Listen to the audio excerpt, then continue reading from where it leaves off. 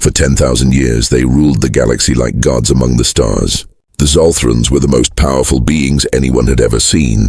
They had technology that could destroy entire planets with just a thought.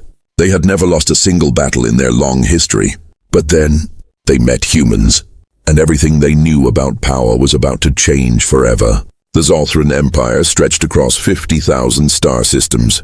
Their ships were not just big, they were massive beyond imagination. Each warship was the size of a small moon. When their fleet moved through space, it blocked out the light of distant suns. Other alien races would see the shadow of Zolthron ships and immediately surrender. The Zolthrons themselves were impressive creatures. They stood 12 feet tall with dark purple skin that seemed to shine like metal. Their eyes glowed red like burning coals. They had 4 arms, each stronger than 10 human arms combined. But their most fearsome feature was not their size or strength. It was their minds. Every Zolthron could read thoughts from across entire star systems.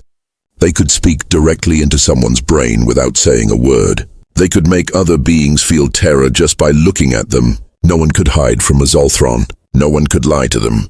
No one could surprise them. This mental power made them nearly impossible to defeat in battle. The Zolthron warriors were legendary throughout the galaxy. They felt no pain. They knew no fear. They had been trained for hundreds of years before they even saw their first battle. A single Zolthron warrior could destroy an entire army of normal soldiers. Their weapons could cut through the strongest metals like they were paper. Their armor could stop the most powerful explosions. But the Zolthrons were not just warriors. They were also incredibly smart. Their scientists had unlocked the secrets of time and space. They could travel faster than light. They could create energy from nothing. They could even bring the dead back to life if they wanted to. Other alien races believed the Zolthrons had learned magic, not science. The Zolthron society was perfect in their eyes. They called themselves the Firstborn because they believed they were the first intelligent species in the universe. They thought they were created to rule over all other life forms. Every Zolthron lived for thousands of years. They never got sick. They never felt doubt. They never questioned their place in the universe. Their capital city was built on a planet made entirely of crystal. The buildings reached up into the clouds and down deep into the planet's core. The palace of their emperor was so big that it had its own weather system. Storms would form in the great halls, and rain would fall in the gardens that floated in the air. The emperor himself was ancient beyond measure. He had ruled for 8,000 years. His name was Vorthon the Endless, and he had conquered more worlds than any being in galactic history. He sat on a throne made from the cores of dead stars. His crown was forged from metals that did not exist anywhere else in the universe. Other alien races had many names for the Zolthrons. Some called them the Dark Lords. Others called them the Star Destroyers. But most simply called them the Masters, because that is what they were. Masters of war, masters of science, masters of fear. When the Zolthrons wanted a new planet, they would send just one ship. That ship would arrive at the target world and broadcast a simple message: surrender now, or be destroyed. Most species would surrender immediately. Those who did not would watch their planet burn within hours. The Zolthron way of conquest was always the same: show overwhelming power, demand complete submission, accept nothing less than total control. It had worked for 10,000 years across 50,000 worlds. They had no reason to think it would ever fail. But at the edge of their vast empire, strange reports were starting to come in. Scout ships were disappearing near a small yellow star. The third planet from that star was blue and green and covered in water. The creatures living there were small and weak-looking. They had no real technology. They could not even travel to other planets in their own system. The reports made no sense to the Zolthron commanders. How could such primitive beings pose any threat to their scouts? The creatures on this planet, they called themselves humans, should have been conquered easily. They should have surrendered the moment they saw a Zolthron ship. But the scout reports told a different story. The humans were not surrendering. They were not even running away. Instead, they were doing something that no species had ever done when faced with Zolthron power. They were asking questions. The final message from the lost scout ship was burned into the memory of every Zolthron who heard it. The scout's voice was shaking with confusion and something that sounded almost like fear. "Command, this is Scout Ship 7. The creatures on this planet, they are not acting like the others. When we showed them our weapons, they did not run. When we demonstrated our power, they did not bow. They are not afraid of us.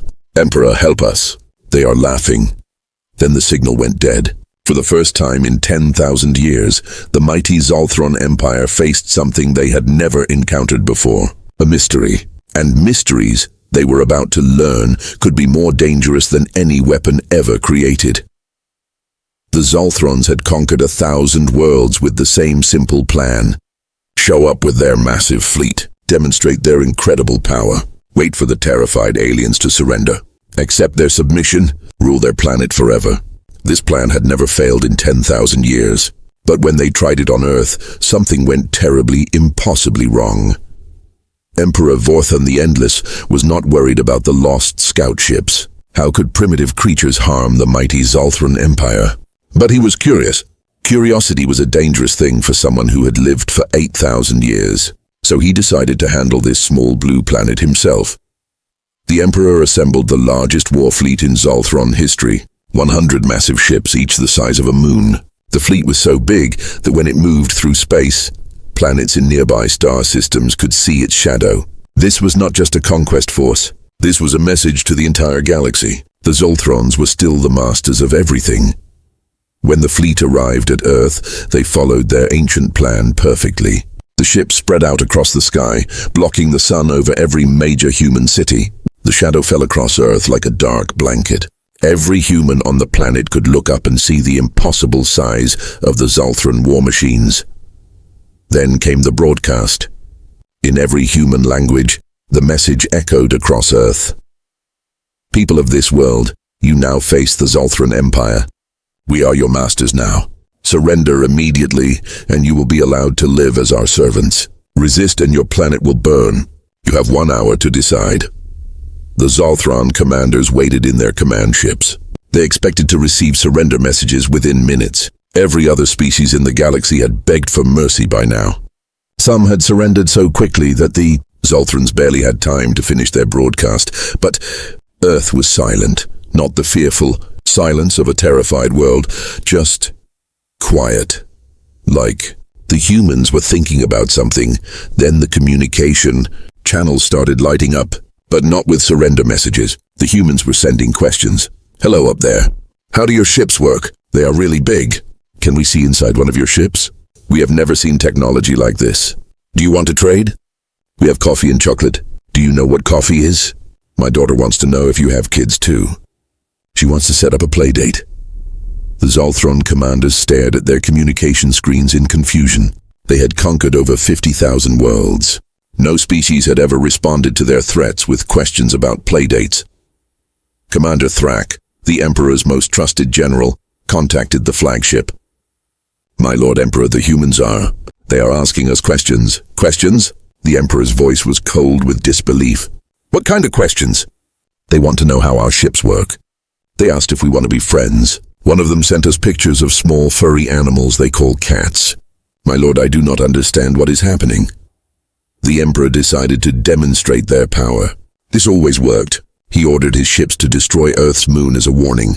The humans needed to see what Zolthron weapons could do. The moon exploded in a brilliant flash of light. Pieces of rock scattered across space like glittering diamonds. The explosion was visible from Earth even in daylight. It was a perfect demonstration of Zolthron power. The communication channels went quiet. Finally, the Zolthrons thought, the humans understand. Then the messages started again. Wow, that was amazing. How did you do that? Can you teach us how to make explosions like that? It looked so cool. Did you hurt any moon people? We hope there were no moon people. Can you blow up more stuff? That was the best fireworks show ever. Commander Thrak's hands were shaking as he read the messages to the Emperor. My lord, they are excited about our weapons. They think it was entertaining. On Earth's surface, something even more impossible was happening. A small human child, maybe 6 years old, had somehow gotten past all the security barriers around the landed Zolthron ships. She walked up to a 12-foot-tall Zolthron warrior who was standing guard. The warrior looked down at this tiny creature. His red eyes glowed with power. His 4 arms could crush mountains. His mind could break the will of grown soldiers. This small human should have been screaming in terror. Instead, she looked up at him and said, "You look sad. Do you want to play? I have a ball." The warrior stood frozen. In 300 years of conquest, no one had ever asked him if he wanted to play. No one had ever said he looked sad. No one had ever offered to share their toys with him. I do not play, the warrior said, his voice uncertain. Everyone can play, the little girl said with a bright smile. You just need to learn how. It is easy. The warrior looked around desperately. His training had never covered this situation. How do you conquer someone who wants to teach you games? Back on the flagship, Emperor Vorthan the Endless sat on his throne made from dead stars. For 8,000 years he had never faced a problem he could not solve with power. Every species in the galaxy feared him. Every planet bowed before his might. But these humans were not bowing. They were not begging. They were not even afraid. For the first time in 10,000 years, the Zolthron Emperor himself had to ask a question that no Zolthron had ever asked before. What do we do now? The mighty empire that had ruled the galaxy since before recorded history was facing its first real challenge. And that challenge was not an army or a weapon or another empire. It was kindness. And kindness, they were about to learn, was the most powerful force in the universe. The Zolthrons thought they understood humans after their first meeting. These creatures were weak, soft, and lived for only a few short years. They had no natural weapons like claws or fangs. They could not read minds. They could not even breathe in space without help. The Zolthrons were right about one thing. Humans break easily, but they were completely wrong about what happens when humans break. Emperor Vorthan decided that kindness was just human confusion. Once the humans saw real Zolthron power in action, they would surrender like everyone else.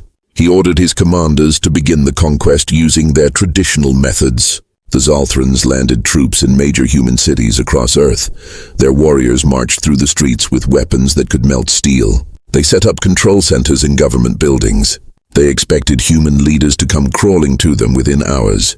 Instead, something strange happened. The humans did surrender their cities, but they did not surrender their spirits. In New York, when Zolthron forces took over the city center, the humans simply moved their activities to the outer areas. They kept working, kept living, kept helping each other. When Zolthrons demanded food supplies, humans gave them vegetables but kept the recipes secret. In London, humans began leaving small gifts outside Zolthron guard posts. Cups of tea, homemade cookies and flowers. The Zolthron warriors did not know what to do with gifts. No conquered species had ever given them presents before. In Tokyo, children drew pictures of Zolthrons and humans playing together. They left these drawings everywhere. Zolthron soldiers would find colorful papers showing them holding hands with human families.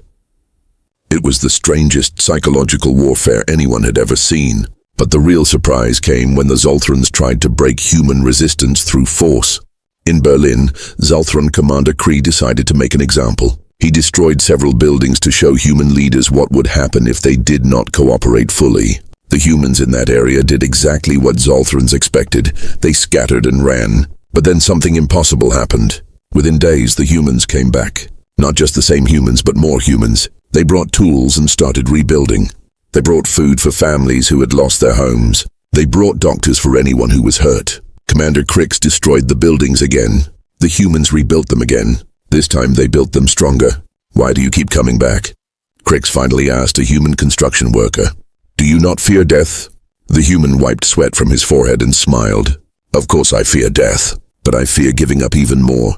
These are our homes. These are our friends. We do not abandon our friends. Krix had conquered 40 planets in his military career. He had seen species fight desperately and then surrender when their losses became too great. But humans did not follow this pattern.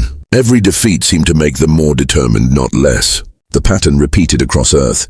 Every time Zolthrons used force, humans would scatter like leaves in the wind.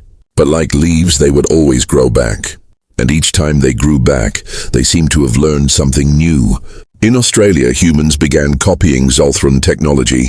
They could not build ships that traveled faster than light, but they learned how to make stronger materials for their buildings. They learned how to make better communications equipment. They learned how to make weapons that could actually hurt Zolthron warriors. The Zolthrons had never seen anything like this. Most species either fought with everything they had and died, or surrendered completely and became slaves. Humans did neither.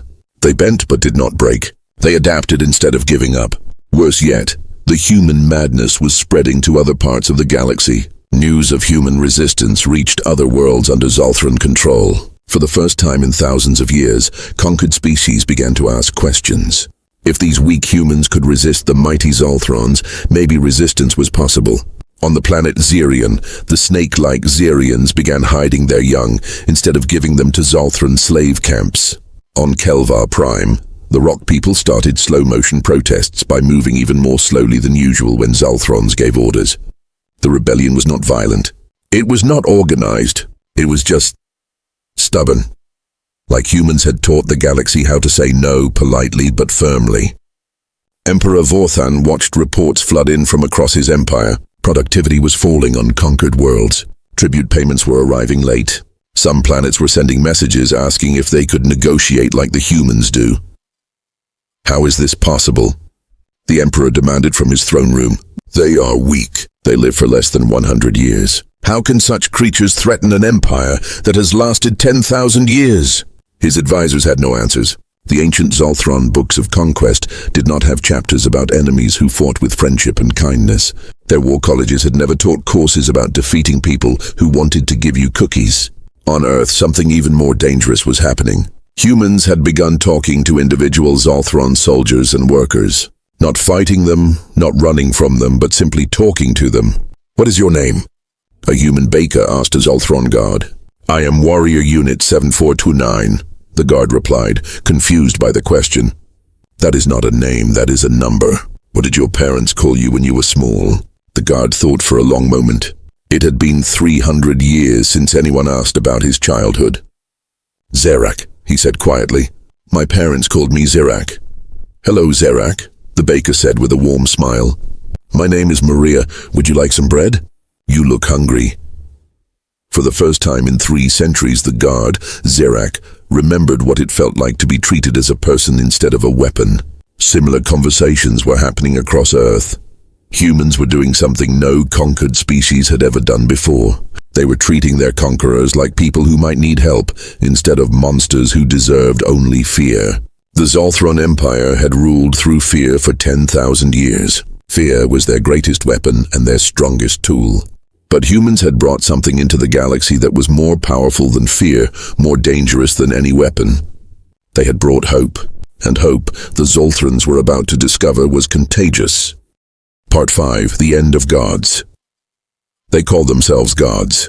They ruled the galaxy for 10,000 years with power beyond imagination. They believed they were perfect, created to rule over all life. But gods can fall, and when they do, the universe itself changes forever.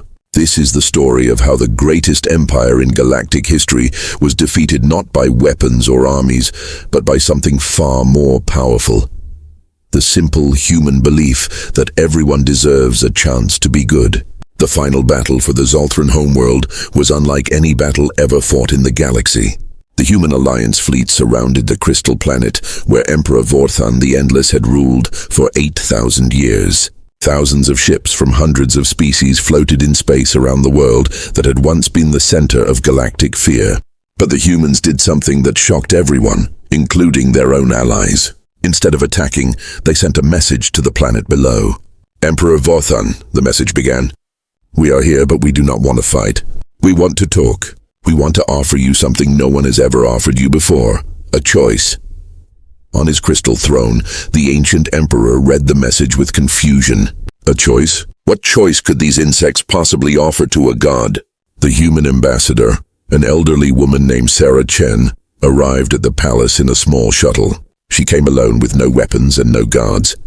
The Zolthran warriors could have killed her with a thought, but something about her fearless smile made them hesitate. Hello, Your Majesty, Sarah said, bowing politely but not kneeling.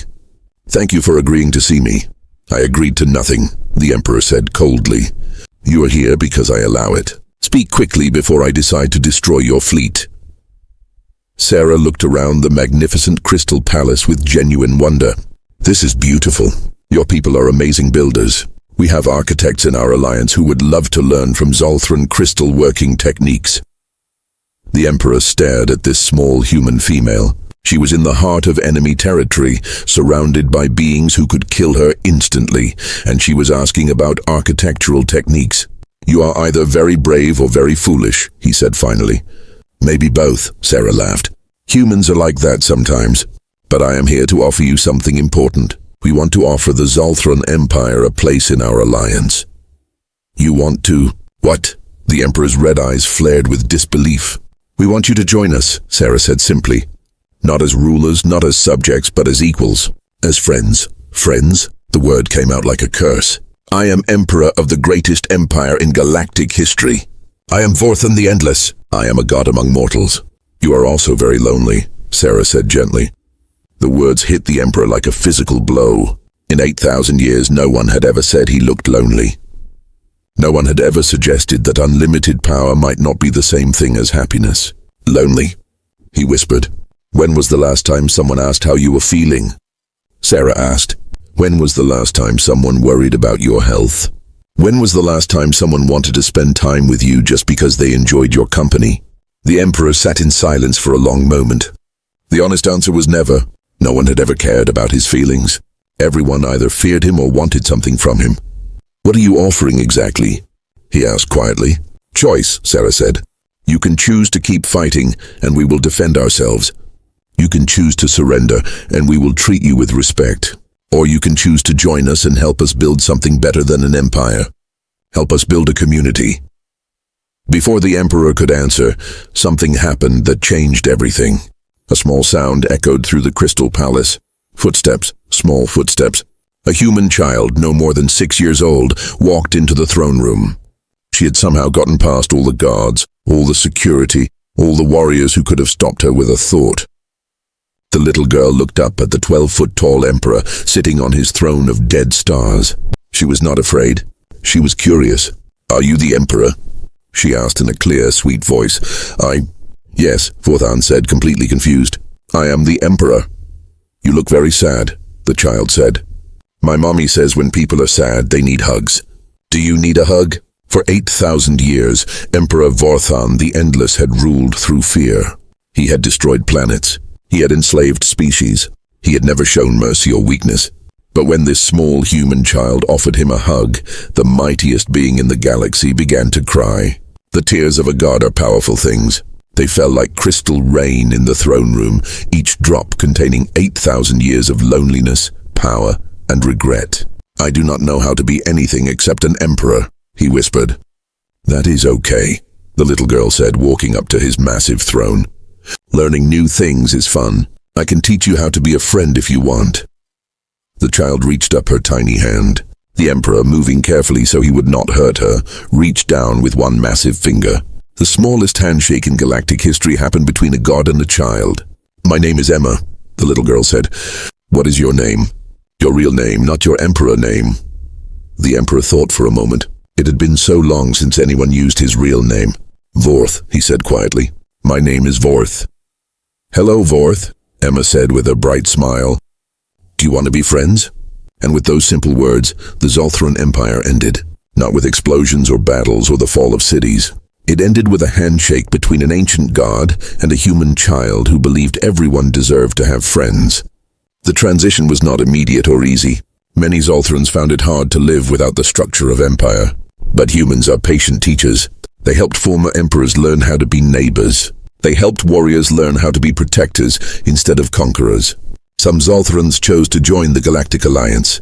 They brought their incredible technology and knowledge to help build a better universe. Others chose to explore the galaxy as individuals, finally free to discover who they were beyond their roles as rulers. Emperor Vorthan, now just Vorth, became an advisor to the Alliance Council. His 8,000 years of experience helped solve problems across the galaxy. But more importantly, he learned how to be happy. He learned how to laugh at human jokes, even when he did not understand them. He learned how to enjoy Zephyrian music and Caridian ice cream.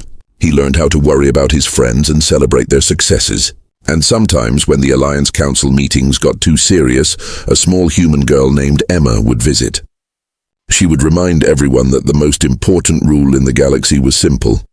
Be kind to each other. The Zolthran Empire was gone, erased from existence not by human weapons, but by something far more powerful. The human ability to see enemies as future friends. The age of conquest had ended. The age of cooperation had begun. And in the end, the greatest empire in galactic history was defeated by hugs, curiosity, and the simple human question, Do you want to be friends? The galaxy learned that friendship was not just stronger than fear. Friendship was the strongest force in all of creation.